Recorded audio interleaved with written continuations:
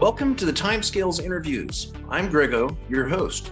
Today, I have a very special guest, the extraordinary author, Selim Ulug. Hi, Selim. How are you? I'm great. Pleased to meet you. Thank you, sir. Pleased to meet you also. This interview is being conducted in California and Canada. Am I correct that you are located right here in North America? In Ottawa, the capital of Canada, yes, where we're having a blissful week of reprieve from the very hot temperatures that have been everywhere. Yes, smoke-free, comfortable. It's a great time. Okay, I was just going to ask that if it's smoke-free. I'm glad to hear that. For now, yeah. We're having summer is finally here, and it's a tad warm, but it's actually it's quite pleasant. So, folks, Selim is an accomplished author whose credits do include Doctor Who, which that's of course not a requirement to be on this interview series, but it is always interesting. Selim, could you tell us a little bit about your writing journey? That's pretty much a broad open-ended question, and I promise that's the only broad open-ended question I'll ask you like that today. Could you tell us about your writing journey? Well, I seem to have always been interested in it to one extent or another. When I was a kid, I would write I would write sketches, usually not more than a page or so, but I would have journals, multiple journals of story ideas, and I'd write out a page or so and go on to the next thing. And so it's been with me a long time. At one point of my professional career, I was working as a technical writer because I had come to the realization that much of what I enjoyed in my work was the actual writing of words, documentation, communicating with people regarding various subjects. At some point, was it around 2010? I don't quite remember, but I started writing fan fiction on the site fanfiction.net. And I found this a really positive place where a writer can grow their skills, because you hook up with a community, you get to know other writers of fan fiction, and we all supported each other, and encouraged each other. And over time, I felt that my writing was improving to the extent that one day I felt, okay, I'm ready to sort of put something out there. So I started writing original stories and sending them out. And then, the closest I got was some nice rejections and offers to submit other stories in the future. I never actually got a original story professionally published, hence the two collections that I've self-published on Amazon. But there's that, and then of course there's the Doctor Who world as well that I entered in 2017. Mm-hmm. So you said it was fanfiction.net? Fanfiction.net. It's a site with thousands upon thousands of. Are you familiar with fan fiction as a thing? It's yes. Yes. Mm-hmm. So for example, I wrote fan fiction in the domains of Doctor Who, the TV show Castle, and Firefly, which was a favorite. Mm-hmm. And so I wrote stories in all three domains, if you like, and did that for quite a few years. I still write the odd bit of fan fiction. I especially Doctor Who fan fiction, because I get the urge every once in a while. But I do focus primarily on original fiction now. Okay. And that's basically the journey up until this point in time. Okay, very interesting. Do you have any secret hobbies that few people know about, like maybe skydiving or stamp collecting? Definitely not skydiving. I'm not, no, we won't go there. Not skydiving, but they're pretty ordinary. I like things like, I like to watch movies. I like to read. I've always got my nose in a book. I've always got a queue of books. so that I have something to jump into. As soon as one is finished, I can jump into the other. I like going for walks and cycling. I like movies. I like movies a lot. And I like playing video games on my PS5. Okay, And that'll about do it. Yeah, cool. that's Okay. it's a few things. And the problem with having a few different kinds of things you're interested in is you sort of have to time slice, and you don't spend a huge amount of time with any single one of them. But so I love to write, but then again, if I write all day, then I can't read or I can't play my PS5 or whatever. So I just try to pick a little bit of time to do each one of those things, and it's fun. Gotcha. There are not enough hours in the day. There never are, never ever. Now let me ask you this. When I see an accomplished author, one thing that I always wonder is, did you have an educational background in writing or any forms of arts? My background was all in science, so science and computer science. So no, I have no formal education as such, not since high school, but I read a lot and I try to look at what the author is doing. Like, how are they using language and how are they structuring their sentences and paragraphs? I also read books on how to write. So not formal training, but I read books on how to write. And I have to be honest and say I learned a tremendous amount from this podcast called Writing Excuses. It was fronted for years by Brandon Sanderson and Mary Robinette Cole and some other writers. And every week they had these great tips, on a variety of subjects. And it was extremely helpful. And so between all of those things, and by going back and rereading stuff that I wrote some time ago, I can see what I've done, where I am, how I might have improved, how I might improve further. I'm always looking for how to do things better, express myself better in language. So that's the extent of it. I'm afraid I'm self-educated, but trying to improve and just enjoy the process as time goes by.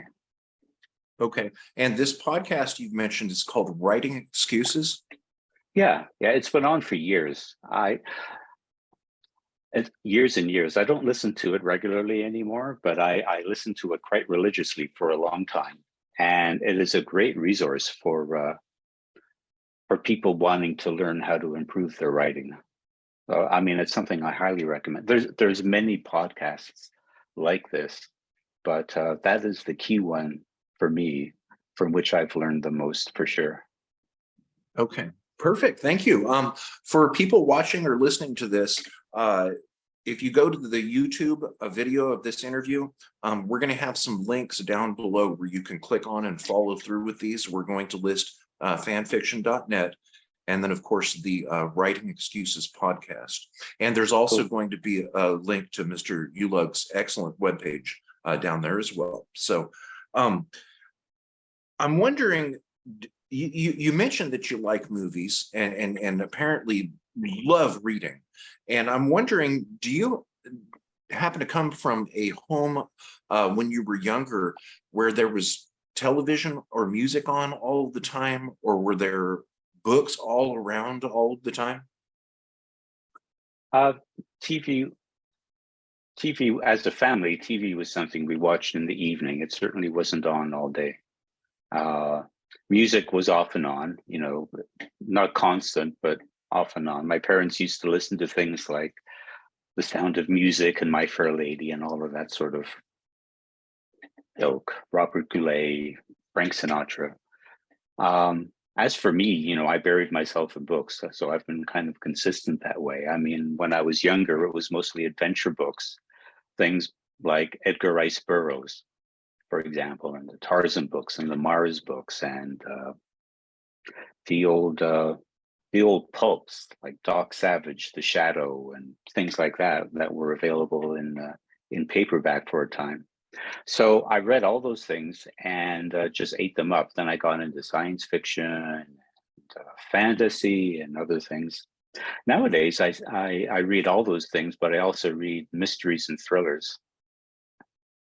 And I write some mysteries and thrillers too, much to my surprise. So, things change over time. Tastes change over time. But yeah, so I mean, so books have been a constant. TV and music were there, but they weren't, they weren't a heavy influence or anything like that. Not from my perspective. Okay. Okay, very interesting. Now, in this interview series, one thing that I have learned and was surprised by is that a lot of authors tend to listen to music when they're writing. And that's something that I personally cannot do. I can't listen to music and read at the same time. But apparently a lot of people can. And what I'm wondering is, are you a fan of music, which I guess most people are? I guess more specifically, I should ask, do you have a favorite genre of music? And secondly, do you or can you listen to music as you're writing? I find that I can't write if I have distractions. Mhm. But for me, the worst distraction is the human voice. So to answer your question, I actually do sometimes, not all the time, but sometimes listen to music, but it has to be instrumental music. If there's a voice there, instantly my attention is drawn to the voice somehow. But if it is relatively mellow music, like Apple has these playlists, like Apple Chill or something like that. It's just Mhm. very mellow and melodic. And I find that especially useful if I'm stuck, if I just can't seem to get from A to B in my story, I'll start listening to some of this, and somehow it helps unplug the whatever was jamming up the works. So I don't listen to music when I write constantly, but I do from time to time. As for favorite types of music in general, um, when I was in my teens, I was particularly fond of Neil Diamond. Especially his Hot August Night album, the original one, and the music around that era. And to be honest with you, that remains my favorite music to this day. Okay. Modern top 40 music just has sort of left me behind. I don't find anything there that I really care for. It's just not meant for me as an audience. But I enjoy much of the music from the 80s and some music from the 90s, uh, rock and roll, your basic rock, pop, Motown, like classic Motown music. I adore. My wife and I both adore that sort of thing. So there's essentially, if the music makes me happy, then I like it. And what genre or performer that is, like, I never know until I listen to it, right? That it's going to have that effect. So it's a bit hit and miss trying to find music that makes Mhm. me happy. But once I find something, it's like, oh, thank you. Yes, Okay. so I do enjoy listening to music that I particularly like. Yes. Okay. Very interesting. That's we have something in common here. It's the human voice. I can listen to really mellow music, as you mentioned, when reading if it's quiet. But if there's somebody Mm. singing, there's no way because the words of songs when the human voice is singing is distracting, and I have trouble understanding how somebody can listen to uh, something while they're reading or writing. So, um, This is, I like you hear about a lot of writers who go to coffee shops to work, mhm. and I don't know how they do it. Like, because coffee shops are about the noisiest places on the planet. People are talking, the machines are whirring, there's all this, people are coming and going. It's just a big bundle of distraction as far as I'm concerned. I tried it once and said, well, this isn't working for me. I'm going home. So yeah, I'm with you. It's like the fewer distractions, the better, really. And voices, yes, in particular. Okay. Yeah, I've actually seen people reading novels in an extremely loud restaurant, and I don't understand it. Nope, Um, nope. Now, you mentioned something about getting stuck, and I was going to ask you the very simple question: have you ever gotten writer's block? And it sounds as if you have, and you've actually used soft music to alleviate that. Is there anything else that you do to get past writer's block or being stuck? Well, sometimes it's not. I'm not sure it's so much a case of writer's block as sometimes, you've got a few ideas for where you want your story to go, but you have a beginning, you have a middle, and an end. And sometimes the way in which you navigate from one to the other isn't clear. Like, how do I get my character from this situation to that situation? And nothing is coming. And so you need distractions. So sometimes I just go for a walk and let it percolate in the background. Sometimes music will help. And, sometimes what I do is I just don't write my story in a linear fashion. I'll write about, I'll write like a scene, like I have images of a scene here, a scene there. And frankly, sometimes what I do in the end is just kind of glue them together so that they fit, yeah. And the glue is the key part, right? So that you can transition from one thing to another. But there's tricks like that that I do. I think everyone has to sort of find out what works for them. So, when I was working on the second alternative war, which is a fan audio, I was stuck for a good while because I had a whole bunch of characters and I needed to give each of them something to do. And it's like, well, I was just kind of stuck for a while. But the walking, the leaving a particular part and going to another part of the story and coming back, that helped. All those things kind of help in the end. So that's what I find. Okay. You just led into my next question here. Could you tell us about the fan audio, the alternative work? Right. So as I as I think I said, I still get the urge to write Doctor Who once in a while. And so at this point, that takes the form of fan fiction of some form. Now, I came across a voice actor named Alia Itori, and the inspiration for the first alternative war actually came from her. I was interested in writing something for her, and she suggested that she would like to play an alternative doctor or to play the doctor in an alternative universe during the time war in that universe. So I said, fine. So I sat down to work. It was my first full cast audio script, and it was a interesting challenge. And so she played the Doctor. So the gist of the thing is the Eighth Doctor regenerates, but does not generate into the War Doctor. This is where the two universes splinter apart.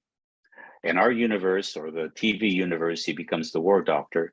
In the alternative universe, he generates into a female doctor, like a doctor, not a warrior as such.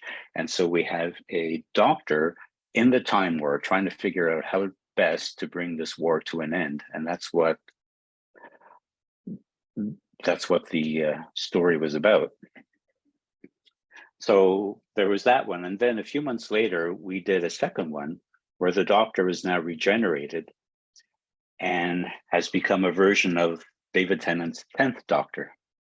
And there's this actor, Jack Reeves, who does a brilliant job doing the 10th and 11th Doctor. And he was in the first fan audio I did. He was in the first alternative war playing a different part. And he was such a good actor. He just brought my life. He brought my lines to life in a way I never imagined, as I wrote them. I thought this is great. So he plays the 10th and 11th Doctor in the second audio. And I have, there's a guy that I've communicated with, done projects with. His name is Jaspreet Singh, and he's currently doing, He's currently doing audio engineering for Big Finish, but he is a big fan of the Third Doctor, loves him. So I wanted him involved, and I wanted his Third Doctor because I love his Third Doctor. So we have the 10th Doctor, the 11th Doctor, the Third Doctor, and then you throw into the mix the War Master and some other characters, and it was just a lot of fun. I just loved writing it, and I loved the way that it came together as a production. So both those releases were under the umbrella of a amateur production company called TT Productions 23. They had their own YouTube channel, and they produce many videos, Doctor Who and others, and I don't know how they possibly can generate the amount of content that they do, but they do, and it's all pretty good stuff, like really very good stuff. So anyway, so I was very pleased to be part of that, and I was very pleased by the quality of actors that I got to work with. You know, there is a huge amount of talent out there in the world. And, you know, sometimes there just isn't a place for these people to find success commercially, but they love it so much that they'll do it anyway. I mean, that's basically what I do as well with my writing, but you get all these people together and some really great things can happen. It was a wonderful experience. So sorry, I probably dragged that out too long, but that's what those two things were about. Very interesting, and ironically, I listened to an full cast audio adventure from TT Productions yesterday, and I also listened to a reading of one of your stories by Aaliyah Torrey last night as well, and she has such a wonderful voice. Now, yes, one last pick your brain type of question here today, and then we're going to get into the second half here. We're going to get into the Doctor Who, Big Finish, and what have you. But what I'm wondering is, when you were young or in school, were you interested in writing or any arts back then? And the second part, did you have any mentors around you, people that supported your interests, that lifted you up and encouraged you? As for mentors in the arts, not really. No, it was basically my own interest. There was two things that I used to do when I was younger. I mentioned before that I used to write these little sketches, right? I'd have journals of story ideas and little sketches that I would write. I also used to read comics back in those days, a lot based, mainly Marvel comics. And I used to try to draw some of the characters. Either I would try to reproduce the art as it existed in the comic book, or draw something original. So those were two. I mean, I wasn't very good. My art leaves something to be desired, but I enjoyed it at the time. It was fun, and and so I did that as well. And so this is professionally, my background is in computer science, and you'll find that in computer science and engineering, there are a lot of professionals who are almost equally interested in some of the creative arts. You'll find a lot of musicians in that crowd, for example. You'll find writers, like me. You'll find all sorts of things, and it's almost as if the kind of creativity you have to become an engineer or a computer science software specialist is kind of commensurate with the kind of creativity you need to have to become successful in one of these other domains, like music, writing, art, what have you. So in my experience, there's very often this kind of crossover. So I guess I'm part of that as well. It's an interest that I've always had, and there comes a point, in fact, when if you don't have an opportunity to express yourself creatively in that sort of way, that you just become kind of grumpy, right? It's like I need to have this outlet. I need it, and if I don't, I'm just going to be difficult. Okay. So Very interesting. I am really enjoying this conversation. Again, I thank you so much for Oh, it's being my available. pleasure. This is very, Well, very educational, and it's interesting to find the things that creatives have in common. Now, mentioning Aaliyah Torrey and her wonderful voice. The story I listened to last night was her reading Lizzie and Me from yes. your anthology, Something Special. And you have two anthologies, Something Special and The Woman in Red. Could you tell us about those, please? Well, they are both collections of short stories I've written. In the first book, Something Special, there is no theme as such.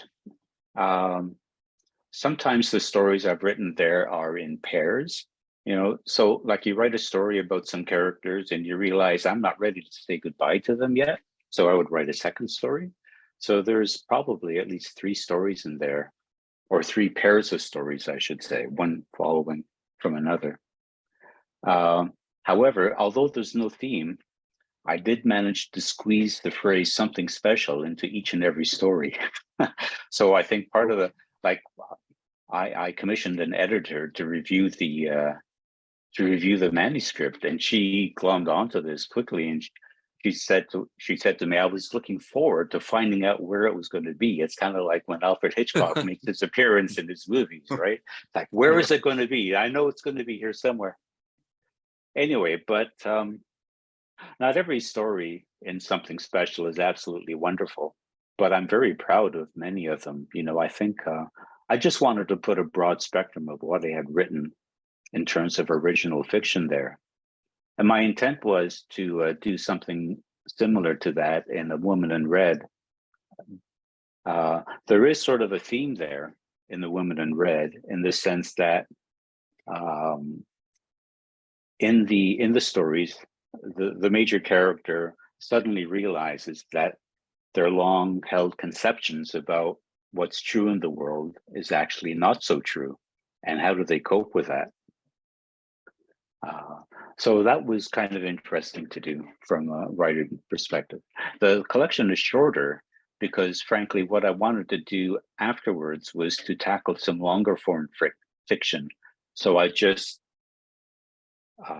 at least for now. So what I've done is I've stopped writing short stories, focused on longer term, on like trying to write a novella, novel, or something, and I put the remaining stories I had that I'd written since Something Special into the Woman in Red, and that's that collection, and both available from Amazon in ebook and paperback format. Yep, and we're going to put links to those down below. And according to the story I listened to last night, I absolutely loved it, and I am going to check out your other works. Now, you said that thank you so much. Yes, sir. And we're going to put the links right down below. If anyone is listening to this on an audio podcast, simply go to YouTube and look at the original interview there, and the links are going to be right down below. And Mr. Ulug, you said that you are self-published on Amazon? Correct. Okay.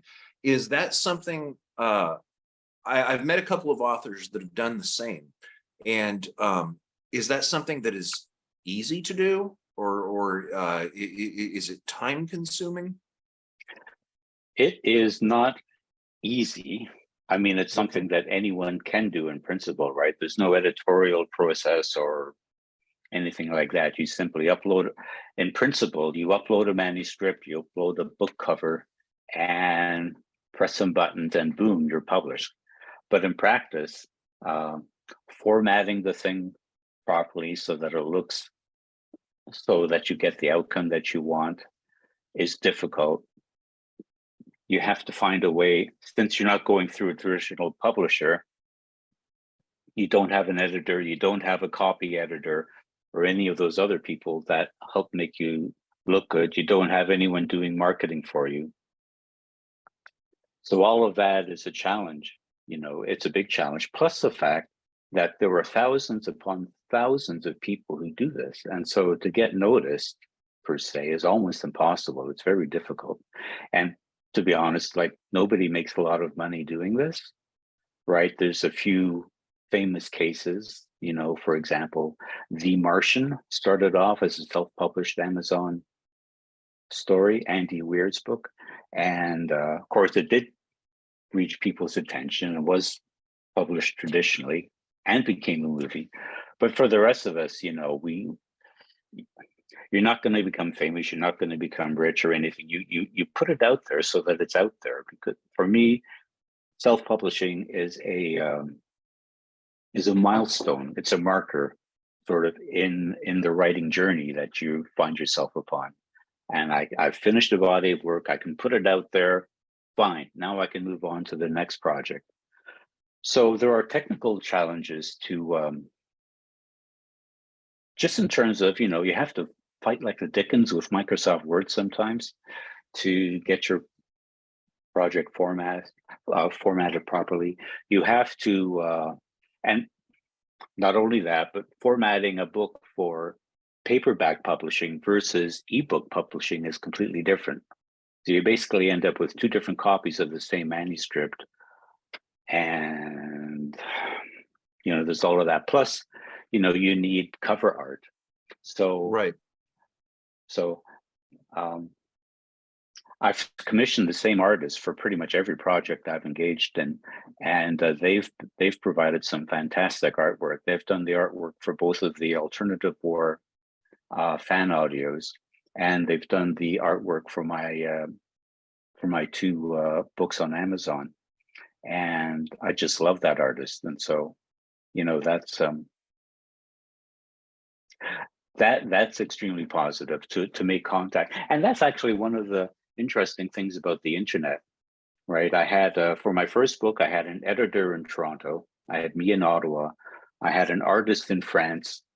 You know, you can bring all of these resources together over the internet, and it's quite remarkable. Like, it's remarkable to me anyway. So So, you know, I was going to ask about your cover artist, and this is very interesting. I didn't put two and two together, and I did not realize that it would be the same artist that did the covers of Something Special and The Woman in Red, and then of course the alternative war. yeah, I didn't realize it was the same artist. Who is that? they go by Johannes, and I'd have to look at. Can I send you the Twitter handle Yes, afterwards if sir. you remind Yeah, me? please. I can't Please quite do. remember their Twitter handle, but they do. They've done Doctor Who fan art, and they do other fan art, and they do a lot of commissioned art as well. Okay. And you've spoken to Theo, right, who was known Yeah. as Sophie Isles. Yes. Yes, So, Theo. Wonderful person. so Theo is the one who put me on to Johannes, right? Mhm. Because I had worked with Theo on another project a few of us did, and I asked if I asked Theo if they'd be interested in doing the cover art for Something Special, and they weren't available at the time, but suggested Johannes, and Okay. Johannes. You know, and as much as I love Theo's art, I also love Johannes's as well. And frankly, her art, her style of art was just about perfect for what I had in mind. So finding a good artist is key, I think, because, you know, it's your book cover, right? It's part of what sells your book. I've had people buy Something Special just because they like the cover, Wow. Okay. you know. So Beautiful. Okay, for those of you watching the YouTube video version of this interview, at the end of this, we're going to go ahead and put some samples of the covers there at the musical slideshow and the credits, so you can check it out. And once again, go down below and check out the links on Amazon, and you may just find something that you will love. So let's jump off the high diving board here into Doctor Who. right.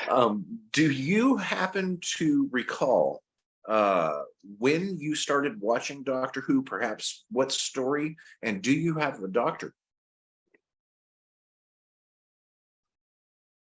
I am fond of many of the doctors, and but I have to say that my doctor is probably Matt Smith. The Matt Smith era was really my favorite of the assorted Doctor Who eras. So there's that. As far as the first episode goes, the first one I actually watched was an old William Hartnell episode. It was, I think I caught the last episode of the War Machines. That was my first exposure to Doctor Who. After that, there was the Dalek movies with Peter Cushing, right? And then in the 1970s, there was an educational station in Ontario called TV Ontario. They began broadcasting Doctor Who from the Third Doctor's era onward. And that's when I really got into it properly, right? I sort of vaguely liked it, thought it was very cool as a kid. And then they started broadcasting Doctor Who on TVO. And I just kept watching it for a long, long time.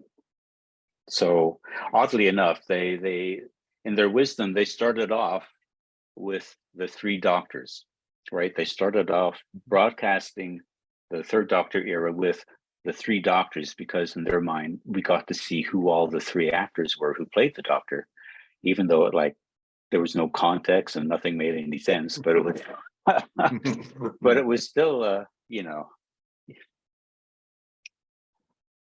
that was really my main jumping on point at that point. So I always have a soft spot for the Third Doctor, partly because that was my first Doctor.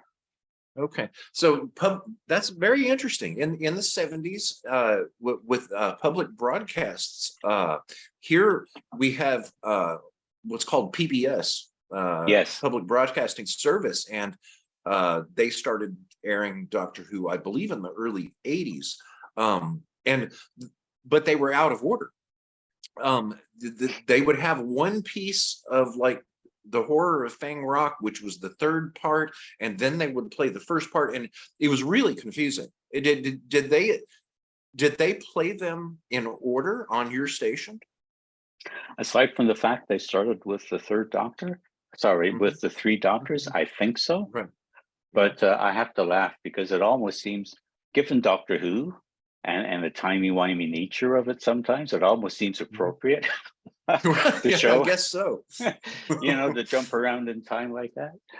Confusing, but somehow appropriate. God, that's an interesting way of looking at it. Yeah. Yeah, but so at some point I just didn't have time anymore. But so I stopped watching it regularly sometime during the Tom Baker era. And every time there was a new Doctor, I'd kind of watch a little bit, but I was too busy with other things, I think, at that point. And then, of course, I really picked it up again very regularly when it came back in 2005. That was a big deal. Okay. Now, do you remember the first regeneration you saw, and did you understand what was going on?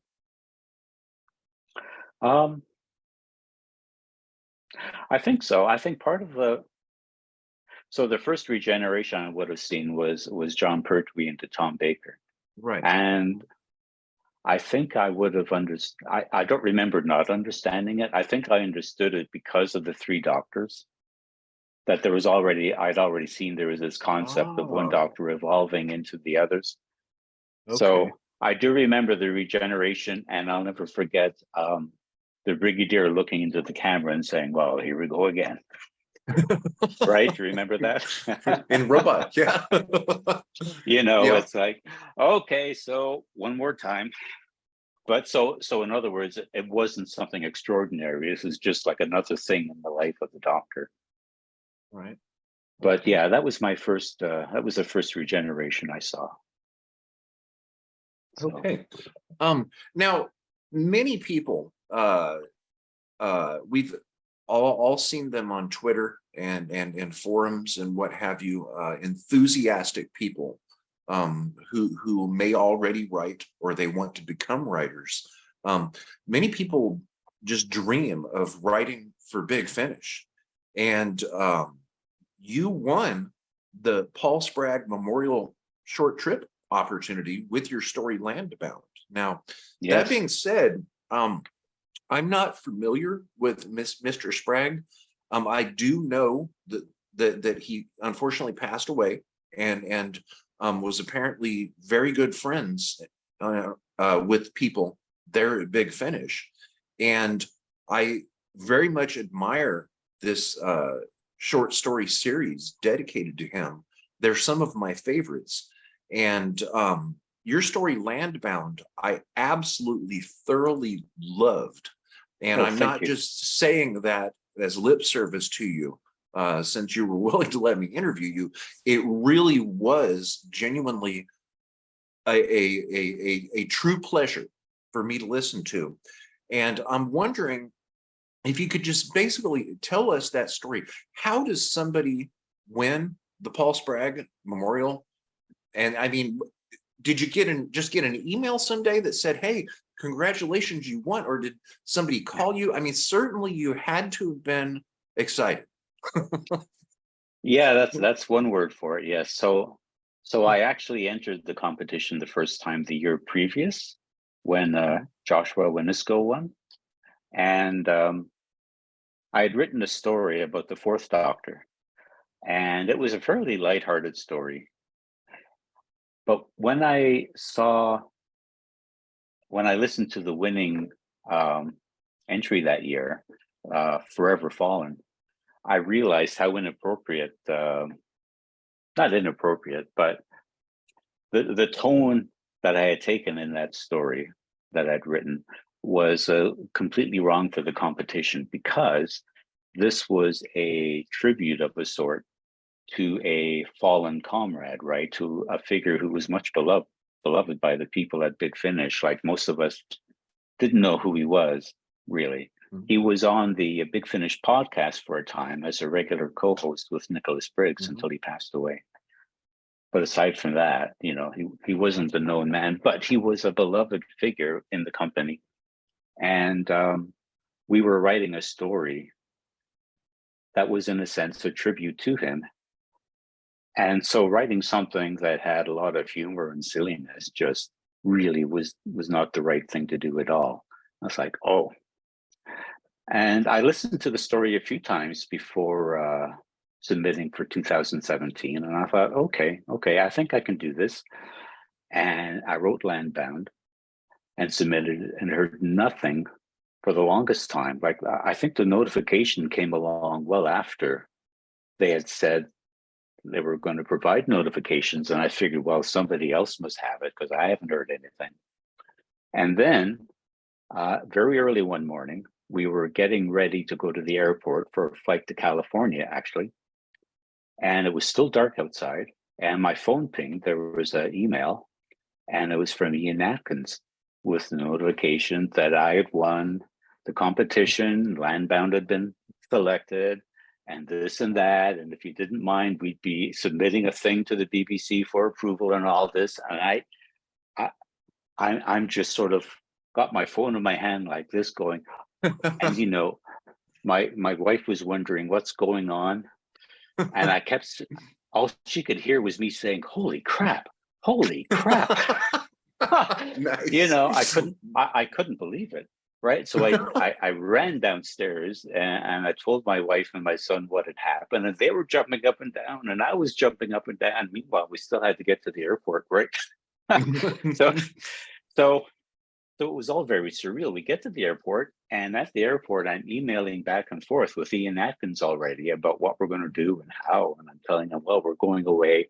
We're going on a plane trip just now, but once I get there, I can start doing whatever. And it was just, it was a crazy, crazy morning.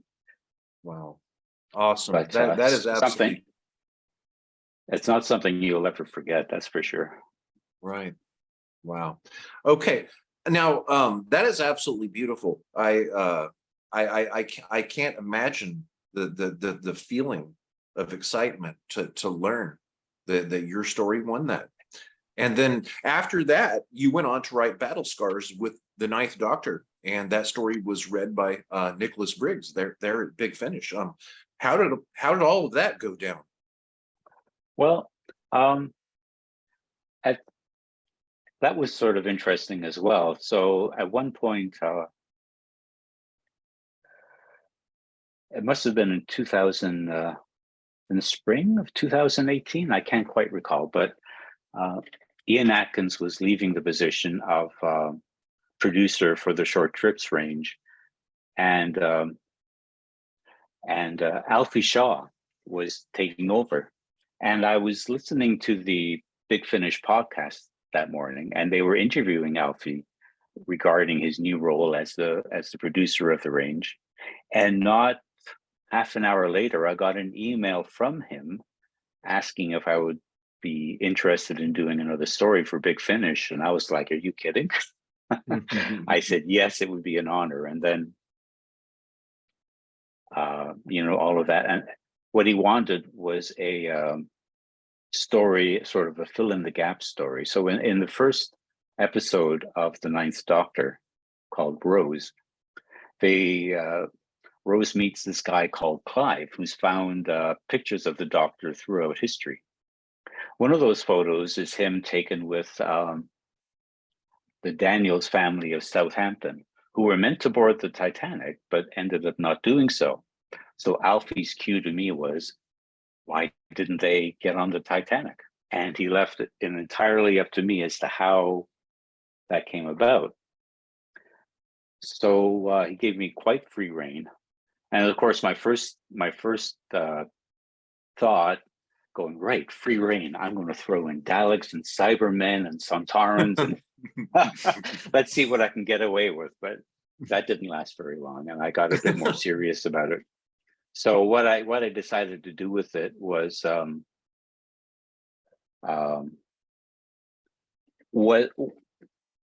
treat it as the Ninth Doctor. The Ninth Doctor must have suffered to some extent from PTSD, right? Just like any soldier.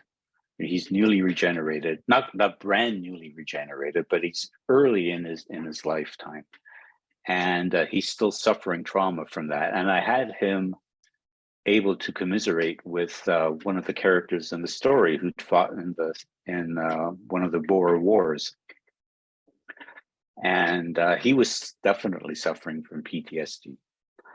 Now, that man wasn't the main companion in this story. It was actually his daughter named Connie. Right. And she was a precocious little thing, really smart, a real go-getter, and basically ran the household. I really loved that character. So I had the Doctor and her doing some investigating into something, and it leads into the reason why the Doctor came to care about that family and why they didn't actually get on the ship, and he effectively saved their lives. So it was it took a few drafts to get past Alfie, right? He had some very interesting and good comments. That was, part of the thing when you're writing for Big Finish, or maybe this is true of writing professionally, is that you and the editor are very much collaborators. Both Ian and Alfie helped immeasurably to make my stories better than they were, better than the first draft, second draft. They added so much to it in terms of their suggestions and to just improve character motivations, situations, and so on. It was a fascinating experience. And the one thing I didn't touch on with Landbound, it was also true of Battle Scars, is that it's one thing to get the opportunity to write for Big Finish. It's another for the story to be out there, at which point you are scared to death that everyone is going to hate it, right? That you've just ruined Doctor Who for them or something. And it's like, oh God, oh God, oh God. Thankfully, most of the feedback was positive. I was very fortunate, but I think on both occasions, I was equally scared to death at what the reaction was going to be from people. It's there's this phenomenon of smells and tastes, where you can eat something that you ate 20, 30 years ago, and suddenly it brings back a very vivid memory. And Right. hearing you talk about this story, Battle Scars, brings it back very loud and clear to me, because I remember loving that story so much. And Thank you. And it's not just me. That story gets high ratings and good. Both of them get high ratings and good reviews. And I would like to see more big finished stories with your name on them. And what I'm wondering, there's also this audio series the BBC does called the Audio Originals. I've had the pleasure of meeting a few of the authors that have worked on those Doctor Who stories. If BBC were to come to you and tell you, we want you to write a story for Audio Originals series, would you be willing to do that too? Oh, it would be an honor, of course. Okay. Absolutely. Okay. All right. Well, I'm waiting. You got a fan here waiting. Thank you. I'll never say no, but the way Big Finish works is they come to you, right? So, I mean, I could pitch stories up ad infinitum, but that's not really the way they work. They have producers who identify writers and actors and so on to work on their scripts. So, I'll be here and I'll be ready to jump in should they get in touch with me. But up until then, I'm very, very happy that I've had a chance to have this experience. It is literally life-changing. Beautiful. Okay, awesome. Okay, now I had asked you for an hour and we're getting close to that here. If I could, while I've got you here, I've just got a couple more questions. Is it okay? Of course. Okay. Yeah. Okay, perfect. So basically, how do you've already touched on this a bit, but how more generally, how do you write a story? Do you there's an ongoing joke in this series. Do you sit down at a typewriter with a blank piece of paper and then just type the title and then by you, or is it more complicated than that? Do you use pen and paper? Do you use a computer? Oh, I use a computer. Okay. You hear about some writers who prefer to do it longhand. Like, nope, not me. I think with my fingers on the keyboard, right? That's just how I think at this point. So, okay. So that's my approach. First of all, so I'll write on my tablet or my laptop or something. And usually initially there is the germ of an idea, like a concept, so for example, like Alfie gave me the concept in the case of Battle Scars. He said, something kept the Daniels family from boarding the Titanic. And I was like, right. But so you have the basic concept, but now you step back and ask yourself, well, what's the story really about? I mean, that's what happens. Well, what is the story about? And what I came to decide was the story would be about the Doctor getting past some of his PTSD and taking a step towards being the ninth Doctor that we know and love later on. Right? That to me was what it was about. So there's those two things. Now to make that happen, you think of what do you call them?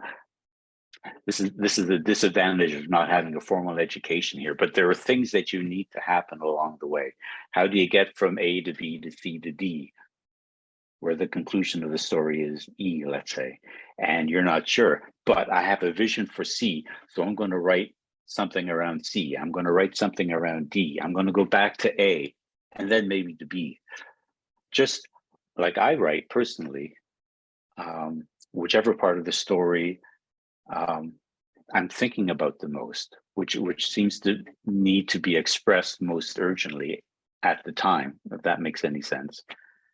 Sometimes, like I said, I can't quite think of the way forward from A to B to C, but there always is a way. It's just, with me, it's a question of letting things percolate, and sometimes literally things come to me as I'm falling asleep or in a dream. Sometimes Okay. I'm falling asleep and I've got to, I thought, that's it. This is how I can do it. And I've got to get up out of bed because experience has shown me that by morning, I'm going to remember that I had a brilliant idea. But what it was, I've got no idea. So I get up out of bed, write it down, go back to bed, and then I'm good. So this is all part of the process, right? It's a little bit scatterbrained, I find, but in the end, the only thing that matters is that you've got a coherent whole. So, there's making your first pass through it.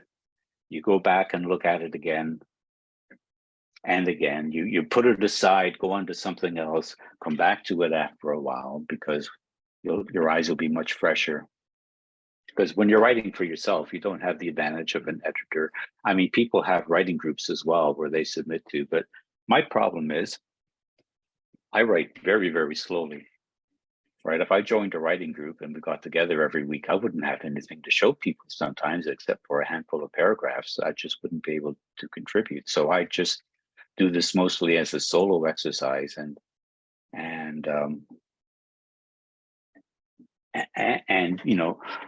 like I said, so for me, the way to get fresh eyes on my writing is to basically put it aside for some amount of time and then go back to it and let's go, oh, well, I shouldn't have done that. I should do this, or I should express this way, or this is really dragging. Let's tighten this up, and just iteratively revisit the thing until you like the way it reads. And that's what I do. That's beautiful. That is really beautiful. Thank you for sharing. Now, with an aspiring writer, would you advise that they keep a notepad by their bedstand to log those late night ideas? Yeah, something like I don't do that. I've got a computer in the next room, so I get up and just wake it up out of sleep and type something and go back. But yeah, whatever works for you, right? I mean, that's always the thing. But yeah, if you have a brilliant idea as you're nodding off to sleep, don't just assume remember it in the morning, because chances are you won't. At least I don't think so. So yes, definitely a good idea. Yeah, there's a lot of beautiful things that have been lost by not remembering those things that come late at night. I recall hearing a beautiful song in my head and I wanted to write it and gone. So would you say that you do that all of the time, or have you actually had some things come to you that you lost because you did not log them? Oh, no, it's a school of hard knocks. I've definitely lost things. Oh. Interesting. I'm just going to go back a few subjects because we're talking about the fact you've been involved in songwriting or you've written songs. Like I've done that as well, off and on. Like not very much, but I've written a small handful of them. And there was one song that came to me entirely in a dream, or at least the first half of the song did. And it took a while for me to think of a reasonable second half of the song. Because the first song, the words just come together so well, and somehow my subconscious put it together really well. And then I woke up, put the thing down on paper, the lyrics anyway, and because I'm basically musically illiterate, like I know melody, but I don't know. Same here. Yeah.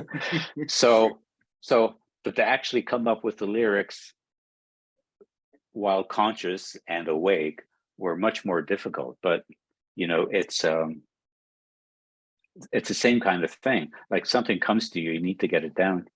And on that note, just I this isn't anymore. Like I found at one point I really needed to focus more to get anything done. And I decided my main hobby wasn't going to be art, wasn't going to be music. It was going to be writing, and that's it. But for example, I did, how when you're married, you have a first song that you and your wife dance to, usually. Mm-hmm. I wrote our first dance. I wrote the song. And that was an interesting experience. So I would write down a few lyrics and I'd email my wife, what do you think of this? Oh, I don't like that. Oh, that one's really good.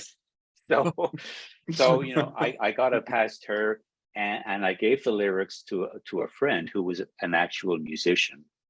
and I wasn't able to give him the notes, but I kind of hummed the melody, and he was able to pick up on that with the lyrics, and he recorded a version of the song with piano accompaniment that he created, right? So he did the piano piano accompaniment, he did the vocals, and that was the first song, that was our first dance at our wedding. So that was a really nice experience. So again, another creative thing. But you know, as much as I enjoyed writing songs for a certain period of time, it was clear that I couldn't do everything. Again, I needed to focus, and so I let all that go and just focused on writing. And you know, there's times I get the itch to go back and do some of these other things, but I don't spend a huge amount of time being creative in the course of a day, and so I really do want to focus, and I'm glad I've done that, because you know, it is a very satisfying thing to see yourself grow, right? To see, like, I go back and look at the first few bits of fan fiction that I wrote and go, wow, that wasn't so good, was it? But it gets better over time, and I find that my writing is still improving, and I hope it continues to do so. Very interesting. Yeah, I kind of lost my train of thought. Sorry, but Well, you far exceeded my songwriting ability, because I don't write lyrics. But here's something that you might find funny, because you've touched on it, with the talent of other people that you can find online. I have never had any training in writing music, but I can hear music in my head occasionally, right. And some of the time it's very clear. So I found a person online, my friend Gita Puspita Asri in Indonesia, who can understand what I mean if I hummed something. So I can hum into an audio file and email it to her, and she can compose music from that. Cool. And that's, yeah, it's really cool. And that's goes along with what you were saying about being able to find talent to assist online, such as your cover artist. So I would love to hear some of your music now. You have me really curious. Yeah, that's not going to happen, I'm afraid. Okay. There's only the wedding dance is the only one that's actually made it into a recording. The others are just existing on my computer as lyrics with the tunes still in my head. So okay. All right, well, we are reaching the end here. I have one standard question, which you've actually already touched upon, and that this is to educate people that have dreams, goals, desires of achieving things such as you have. There's that word rejection, which you used early on, and that's basically where you're working on something. You may believe this is the best thing ever and submit it only to I guess worst case scenario is not hear anything back, or to get a rejection, which may be kind, like, thank you, sir, this doesn't fit into our needs right now, or something like that. Right, Have you right. actually, you mentioned it. So how do you deal with that when it happens? Well, I think it helps to set your expectations from the get-go. So you always hope it's going to be accepted, but personally, I don't expect it to. Like, I like the stories that I've written, and I like to go back and read them. Like, I'm writing stories that I enjoy reading, frankly. And even though I've written them, I can go back and look at them and read them and still enjoy them as stories. But they don't always fit into the mold that certain publications have.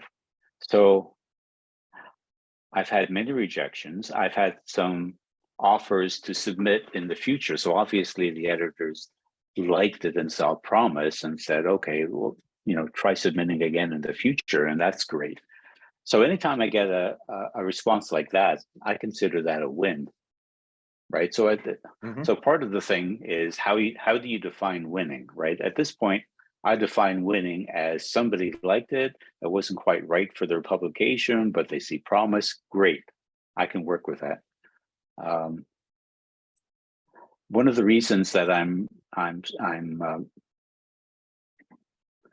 switching to writing longer form fiction is that perhaps I'll have better luck reaching an audience, frankly, with longer fiction, because they say to write what you know and write what you love. I don't.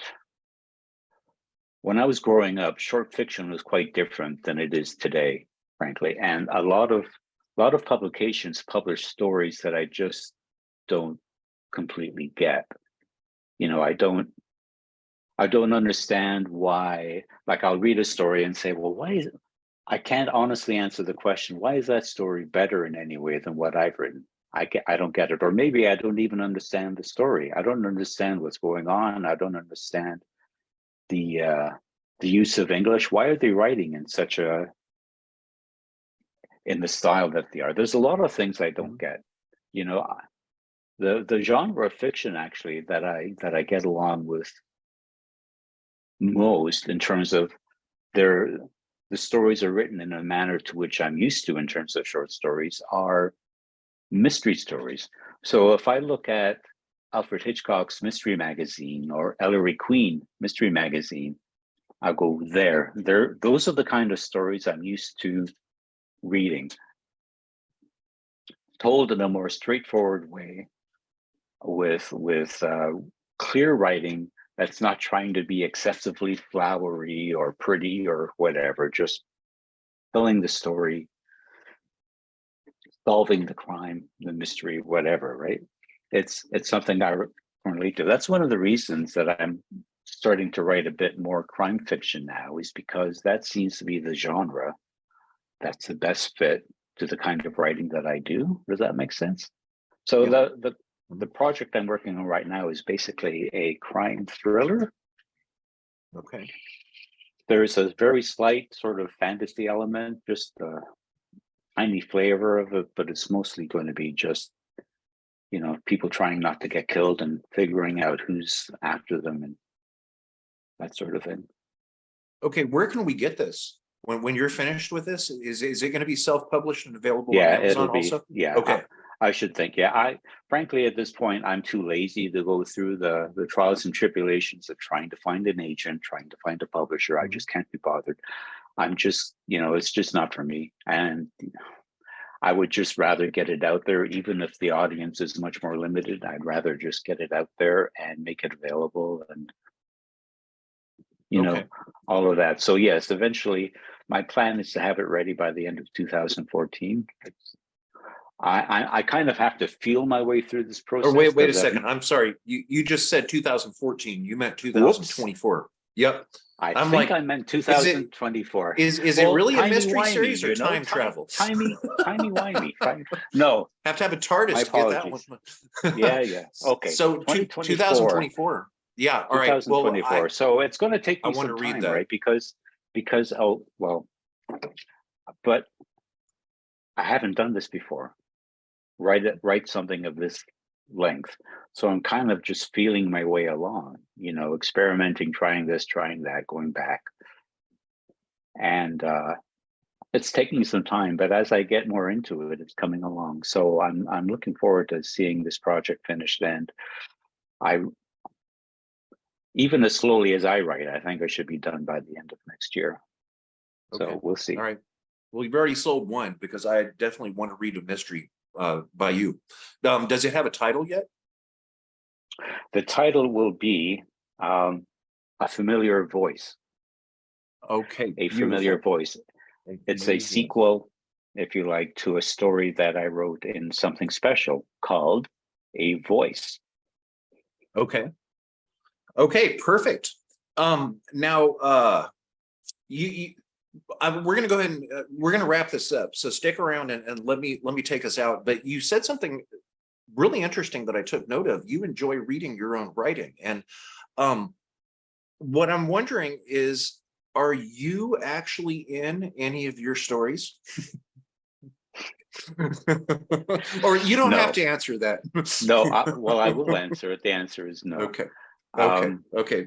I think anyone who writes will take slices of things that happen in real life, and So you won't necessarily take a person that you know and put them in the story as such, but you may take events that happen or certain personality characteristics that you're aware of and put them in an original character. But I haven't put any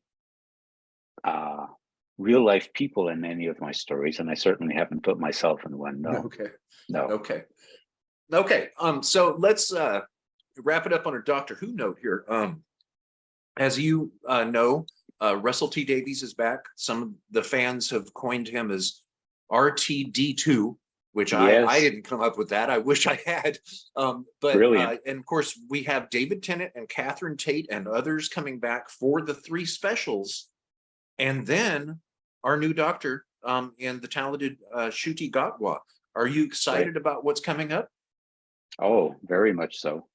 You know, David Tennant is always, you can't go far wrong with him. And he loves Doctor Who himself, right? I mean, he's loved it since he was a kid. He's done tons of Big Finish work. And, you know, they don't pay very well. My understanding is Big Finish don't pay extremely well. He could make a lot more money doing different things, but he loves Doctor Who, and he's done a whole bunch of Big Finish because he loves it. So I'll watch David Tennant, you know, I'll watch him in pretty much anything, let alone Doctor Who. So yes, I'm very excited he's coming back. Catherine Tate as well. I met Catherine Tate at Ottawa Comic-Con, so that makes it doubly pleasurable, you know, to think that this person that was standing in front of me physically, you know, yay far away, is actually going to be on TV doing Doctor Who at another time. It's very special. And Russell T Davies, he is he's got to be one of the best TV writers out there. So how far wrong can you go? And the casting of Ncuti Gatwa is quite extraordinary. He's an amazingly good-looking man. Holy smokes! And if you must have seen some of the costumes they fitted him out in. Oh, it's crazy. He looks awesome. Great. He looks great in everything, right? Like, so he was in, I guess his claim to fame is that he was in Sex Education, which I haven't actually seen myself, but like everybody raves about how good he was in that show. And, you know, frankly, Doctor Who doesn't hire bad talent.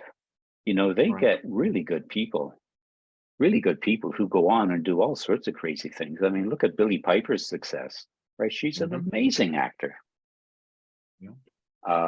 You know, they hire, you know, David Tennant himself. He's done like, what was it? He's done Hamlet on stage with the Royal Shakespeare Company, for goodness sake. You know, Matt Smith has done stage work, and Peter Capaldi. They're all excellent actors. And I've no doubt that Ncuti's era is going to be fascinating, and that he and his companion, whose name escapes me at the moment, but I've no doubt it's going to be fascinating and a lot of fun to watch. I'm very much looking forward to it. Absolutely. Beautiful. And it's just around the corner. It is. Mr. Ulug, I want to thank you for your time. I consider it to be a honor to have been able to talk to you. And thank you very much. Thank you, sir. Thank you. I've had a great time. Awesome.